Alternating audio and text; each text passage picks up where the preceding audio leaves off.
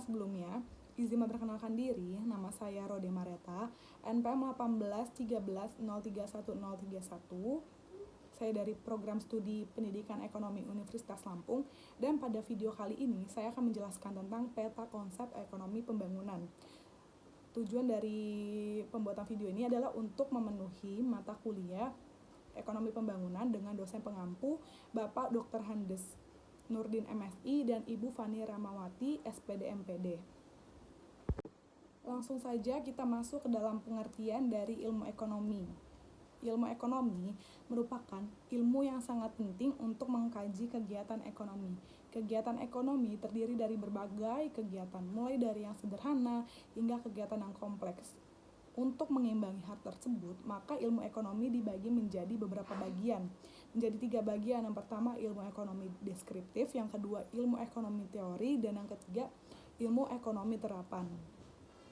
Oke, yang pertama, pengertian dari ilmu ekonomi deskriptif merupakan ilmu ekonomi yang menjelaskan gambaran fakta tentang peristiwa ekonomi.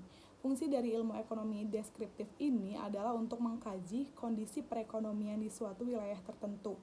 Nah, contoh dari ilmu ekonomi deskriptif yang pertama, sistem pertanian, yang kedua, perkembangan sektor industri, serta yang ketiga pada saat itu ada krisis moneter di Indonesia yang terjadi pada tahun 1998. Lalu selanjutnya yang kedua, pembagian yang kedua adalah ilmu ekonomi teori. Ilmu ekonomi teori adalah ilmu yang mengkaji gejala-gejala yang timbul akibat dari perbuatan manusia dalam rangka meningkatkan kesejahteraan. Ilmu ekonomi teori dibagi menjadi 2 lagi. Yang pertama ekonomi mikro dan yang kedua ekonomi makro. Pengertian dari ekonomi mikro yaitu ilmu yang mengkaji perilaku individu, rumah tangga produsen dan rumah tangga konsumen serta perusahaan dalam rangka membuat keputusan untuk menyalurkan sumber daya yang terbatas. Contoh dari ilmu ekonomi mikro yaitu permintaan, penawaran, teori produksi, lalu industri, pasar input dan pasar output, serta pembelian masyarakat dan sebagainya. Lalu yang kedua, ekonomi makro. Pengertian dari ekonomi makro ini adalah mengkaji mekanisme kerja perekonomian secara keseluruhan. Jadi perbedaan dari antara ekonomi mikro dan ekonomi makro, sementara kalau di ekonomi mikro ini hanya mengkaji sebagian kecil, dan di ekonomi makro ini mengkaji ekonomi secara keseluruhan. Contoh bahasan di dalam ekonomi makro yaitu yang pertama, pertumbuhan ekonomi, pendapatan nasional, kebijakan moneter, kebijakan fiskal, inflasi pun dibahas di dalam ekonomi makro, serta pembangunan ekonomi yang saat ini kita bahas pun termasuk ke dalam kajian ekonomi makro. Dan cabang ilmu ekonomi yang ketiga itu ada ilmu ekonomi terapan. Pengertian dari ilmu ekonomi terapan adalah cabang ilmu ekonomi yang menelaah atau mempelajari tentang kebijakan-kebijakan yang perlu dilaksanakan untuk mengatasi permasalahan yang muncul dalam perekonomian. Lalu ilmu ekonomi terapan ini dibagi menjadi 6. Yang pertama adalah ekonomi perusahaan. Dalam ekonomi perusahaan kita akan mempelajari secara detail tentang kenyataan ekonomi dan gejala-gejala yang dialami oleh perusahaan. Nah, upaya-upaya yang dilakukan untuk menjalankan dan mempertahankan perusahaan itulah yang dipelajari di dalam ekonomi terapan. Misalnya, upaya tersebut melibatkan banyak bidang dan keilmuan seperti ilmu ekonomi, ilmu politik, ilmu sosial, dan ilmu lainnya. Contoh ilmu ekonomi terapan yang kedua yaitu ilmu ekonomi moneter. Kenapa dikatakan ilmu ekonomi moneter? Karena cabang ilmu ekonomi moneter ini menjelaskan secara khusus tentang fungsi, sikap, dan bagaimana pengaruh dari uang terhadap semua kegiatan ekonomi. Ekonomi moneter juga mencangkup hubungan mata uang dengan tingkat pengangguran.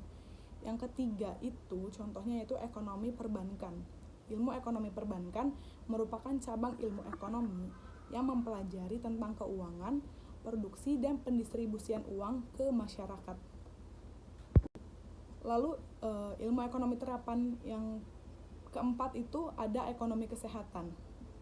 Maksudnya di sini adalah bila menggunakan ilmu ekonomi terapan, maka semua hal yang berkembang dan memiliki hubungan dengan kesehatan akan dikaji dan dibahas dalam kacamata ekonomi kesehatan.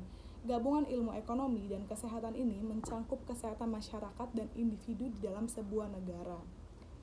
Yang kelima yaitu ekonomi pasar bebas. Pasar bebas di sini adalah pasar yang menganut sistem liberalisme. Jadi kegiatan ekonomi yang mengedepankan produksi serta penjualan produk barang dan jasa tanpa adanya campur tangan pihak pemerintah. Sistem pasar bebas menerapkan sistem atau prinsip ekonomi yang berdasarkan hukum atau prinsip penawaran dan permintaan. Lalu contoh yang terakhir dari ilmu ekonomi terapan yaitu ekonomi pembangunan. Pengertian ekonomi pembangunan secara umum adalah sebuah cabang ilmu ekonomi yang menganalisis masalah-masalah yang dihadapi oleh negara yang sedang berkembang untuk mencari solusi atau cara-cara untuk mengatasi permasalahan tersebut agar pembangunan ekonomi dapat berkembang dengan lebih cepat. Ilmu ekonomi pembangunan memiliki tujuan untuk memberikan pengetahuan mengenai berbagai macam isu yang terjadi dalam pembangunan ekonomi saat ini yang dihadapi dan ditemukan di negara-negara.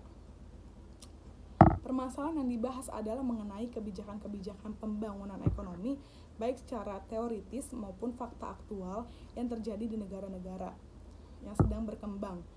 Sekian penjelasan tentang peta konsep ekonomi pembangunan yang telah saya jelaskan. Kurang lebihnya mohon maaf dan kiranya video ini dapat bermanfaat bagi teman-teman yang menontonnya. Saya ucapkan wassalamualaikum warahmatullahi wabarakatuh.